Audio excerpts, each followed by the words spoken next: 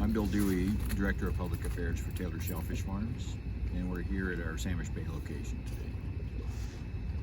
So I've been a shellfish farmer now for about 40 years, and it's been a wonderful career. It's just a great community to work in.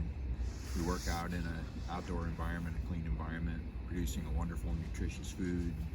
It's actually beneficial for the environment. They're filter feeders and they benefit the environment. So it's a really gratifying profession. I've enjoyed, all of those 40 years have been good to me. So shellfish are filter feeders, and we have very strict national requirements for clean water, so those shellfish are safe to eat when we grow them. And so here in Sandwich Bay, we struggle.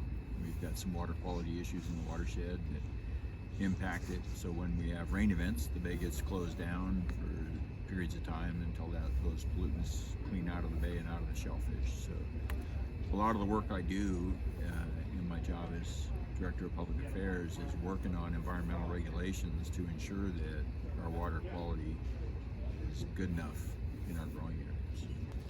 Habitat restoration, we grow our shellfish out in the marine environment. That's really where I focus on our water quality. But the habitat restoration work that Skagit Fisheries Enhancement Group works on up in the watershed, up in the freshwater parts of the ecosystem is really critical. All the riparian improvements that are made, all of that helps filter any pollutants that are coming out of the watershed into the streams and down into the bays. So it's a great organization, great partnership. The work that they do really benefits us out here in the bay.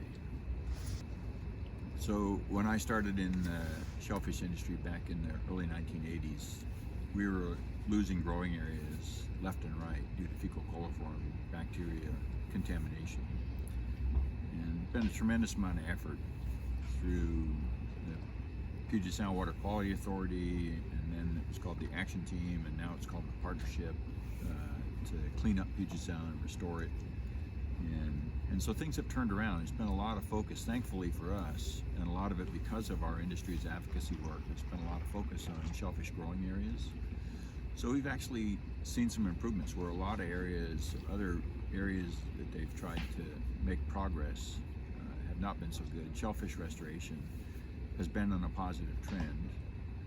An unfortunate occurrence was here in Sandwich Bay. So where we've actually got a big downgrade of over 4,000 acres when we were almost halfway to the governor's goal of 10,500 acres upgraded throughout Puget Sound. Right in the middle of that, 4,000 acres got downgraded in Sandwich Bay, so we took a big step backwards. So that's been an unfortunate occurrence, but it's brought people together. We've got in the Clean Sandwich Initiative, we've got so many partners, state, federal, local, environmental groups, and so on, all pulling together to try to get the bay cleaned up and get that upgrade. I'm optimistic about the next 30 years. With all of the attention, for sure we're going to get an upgrade here in Sandwich Bay. I just know we're going to get that win. But throughout Puget Sound, with all of the focus and all of the resources that are going into restoring salmon habitat, restoring shellfish beds, we've got a lot of challenges with the amount of growth that's occurring around our watersheds here in Puget Sound. People like to live on the water, and accommodating those people and still maintaining habitat in your salmon runs and your shellfish beds is a challenge. But I think I'm optimistic with the focus that we have on all of those issues. I think we can do both.